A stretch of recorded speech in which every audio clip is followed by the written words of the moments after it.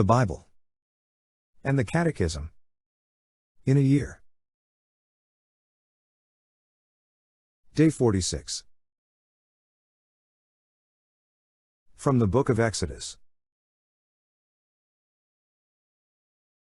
The blood of the covenant.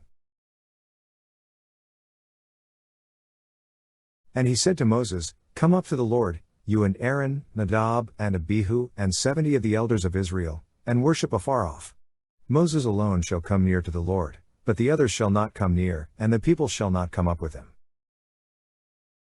Moses came and told the people all the words of the Lord and all the ordinances, and all the people answered with one voice, and said, "All the words which the Lord has spoken we will do." And Moses wrote all the words of the Lord. And he rose early in the morning, and built an altar at the foot of the mountain, and 12 pillars, according to the 12 tribes of Israel. And he sent young men of the people of Israel, who offered burnt offerings and sacrificed peace offerings of oxen to the Lord. And Moses took half of the blood and put it in basins, and half of the blood he threw against the altar. Then he took the book of the covenant, and read it in the hearing of the people, and they said, "All that the Lord has spoken we will do, and we will be obedient." And Moses took the blood and threw it upon the people, and said, "Behold the blood of the covenant which the Lord has made with you in accordance with all these words." On the mountain with God.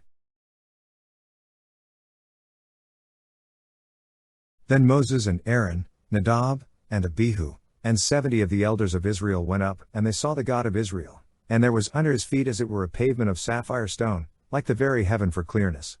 And he did not lay his hand on the chief men of the people of Israel, they beheld God, and ate and drank.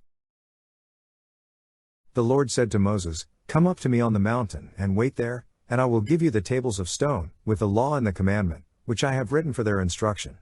So Moses rose with his servant Joshua, and Moses went up into the mountain of God. And he said to the elders, "Tarry here for us, until we come to you again, and, behold, Aaron and Hur are with you, whoever has a cause, let him go to them." Then Moses went up on the mountain, and the cloud covered the mountain. The glory of the Lord settled on Mount Sinai, and the cloud covered it 6 days, and on the 7th day he called to Moses out of the midst of the cloud. Now the appearance of the glory of the Lord was like a devouring fire on the top of the mountain in the sight of the people of Israel. And Moses entered the cloud, and went up on the mountain. And Moses was on the mountain 40 days and 40 nights. Offerings for the tabernacle. The Lord said to Moses, "Speak to the people of Israel, that they take for me an offering. From every man whose heart makes him willing you shall receive the offering for me. And this is the offering which you shall receive from them: gold, silver, and bronze, blue and purple and scarlet stuff and fine twined linen, goat's hair, tanned ram skins, goat skins, acacia wood, oil for the lamps, spices for the anointing oil and for the fragrant incense, onyx stones, and stones for setting, for the ephod and for the breastpiece. And let them make me a sanctuary, that I may dwell in their midst. According to all that I show you concerning the pattern of the tabernacle, and of all its furniture, so you shall make it." The Ark of the Covenant. They shall make an ark of acacia wood. 2 cubits and a half shall be its length, 1 cubit and a half its breadth, and 1 cubit and a half its height. And you shall overlay it with pure gold, within and without shall you overlay it, and you shall make upon it a molding of gold round about. And you shall cast 4 rings of gold for it and put them on its 4 feet, 2 rings on the one side of it, and 2 rings on the other side of it. You shall make poles of acacia wood, and overlay them with gold. And you shall put the poles into the rings on the sides of the ark, to carry the ark by them. The poles shall remain in the rings of the ark, they shall not be taken from it. And you shall put into the ark the testimony which I shall give you. Then you shall make a mercy seat of pure gold, 2 cubits and a half shall be its length, and 1 cubit and a half its breadth.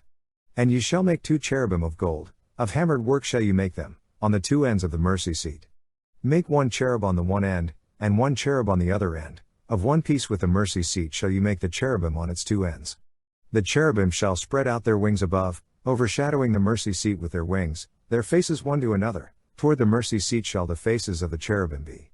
And you shall put the mercy seat on the top of the ark, and in the ark you shall put the testimony that I shall give you.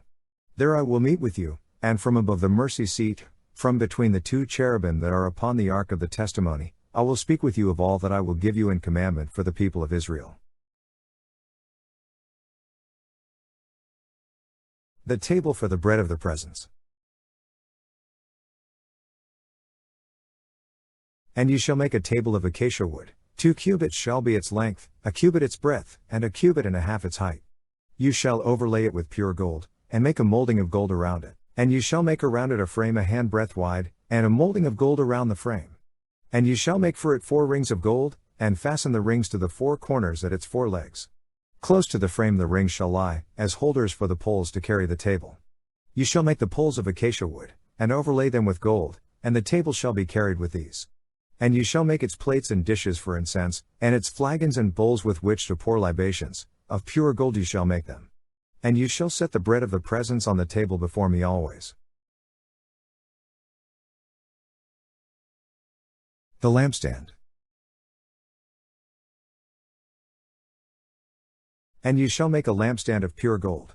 The base and the shaft of the lampstand shall be made of hammered work, its cups, its capitals, and its flowers shall be of one piece with it, and there shall be 6 branches going out of its sides, 3 branches of the lampstand out of one side of it and 3 branches of the lampstand out of the other side of it, 3 cups made like almonds, each with capital and flower, on one branch, and 3 cups made like almonds, each with capital and flower, on the other branch, so for the 6 branches going out of the lampstand, and on the lampstand itself 4 cups made like almonds, with their capitals and flowers, and a capital of one piece with it under each pair of the 6 branches going out from the lampstand.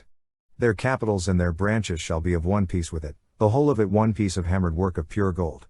And ye shall make the 7 lamps for it, and the lamps shall be set up so as to give light upon the space in front of it. Its snuffers and their trays shall be of pure gold. Of a talent of pure gold shall it be made, with all these utensils. And see that you make them after the pattern for them, which is being shown you on the mountain.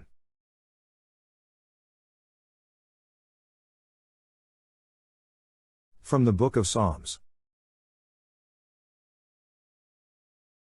God's defense of his city and people.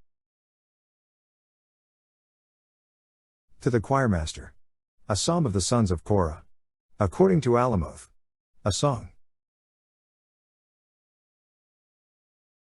God is our refuge and strength, a very present help in trouble. Therefore we will not fear though the earth should change, though the mountains shake in the heart of the sea, though its waters roar and foam, though the mountains tremble with its tumult. Selah. There is a river whose streams make glad the city of God, the holy habitation of the Most High. God is in the midst of her, she shall not be moved. God will help her right early. The nations rage, the kingdoms totter. He utters his voice, the earth melts. The Lord of hosts is with us. The God of Jacob is our refuge. Selah. Come, behold the works of the Lord, how he has wrought desolations in the earth. He makes wars cease to the end of the earth. He breaks the bow and shatters the spear. He burns the chariots with fire. Be still, and know that I am God. I am exalted among the nations. I am exalted in the earth. The Lord of hosts is with us. The God of Jacob is our refuge. Selah.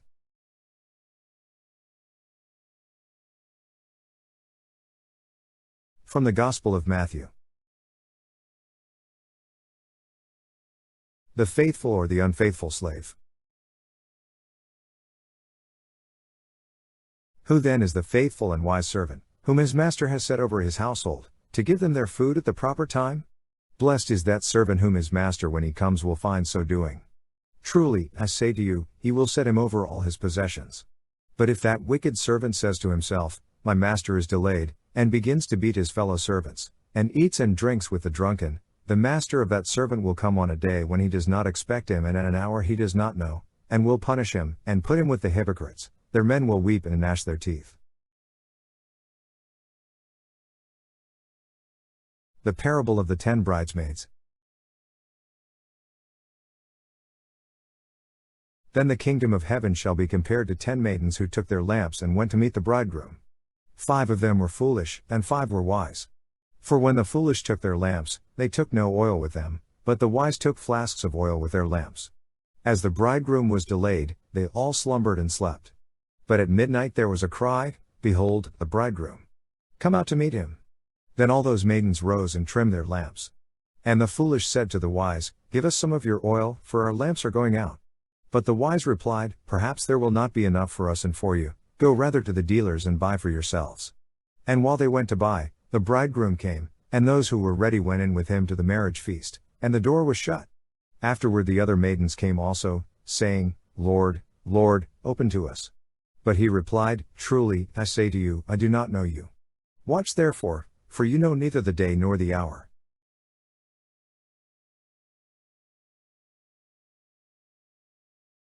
From the Catechism. Male and female he created them. Equality and difference willed by God. Man and woman have been created, which is to say, willed by God, on the one hand, in perfect equality as human persons, on the other, in their respective beings as man and woman. Being man or being woman is a reality which is good and willed by God. Man and woman possess an inalienable dignity which comes to them immediately from God their Creator. Man and woman are both with one and the same dignity in the image of God. In their being man and being woman, they reflect the Creator's wisdom and goodness. In no way is God in man's image. He is neither man nor woman. God is pure spirit in which there is no place for the difference between the sexes. But the respective perfections of man and woman reflect something of the infinite perfection of God, those of a mother and those of a father and husband. Each for the other, a unity in two. God created man and woman together and willed each for the other. The Word of God gives us to understand this through various features of the sacred text. It is not good that the man should be alone. I will make him a helper fit for him. None of the animals can be man's partner. The woman God fashions from the man's rib and brings to him elicits on the man's part a cry of wonder, an exclamation of love and communion, this at last is bone of my bones and flesh of my flesh. Man discovers woman as another I, sharing the same humanity. Man and woman were made for each other, not that God left them half-made and incomplete. He created them to be a communion of persons, in which each can be helpmate to the other, for they are equal as persons, bone of my bones, and complementary as masculine and feminine. In marriage God unites them in such a way that, by forming one flesh, they can transmit human life, be fruitful and multiply, and fill the earth. By transmitting human life to their descendants, man and woman as spouses and parents cooperate in a unique way in the Creator's work. In God's plan man and woman have the vocation of subduing the earth as stewards of God. This sovereignty is not to be an arbitrary and destructive domination. God calls man and woman, made in the image of the Creator who loves everything that exists, to share in His providence toward other creatures, hence their responsibility for the world God has entrusted to them.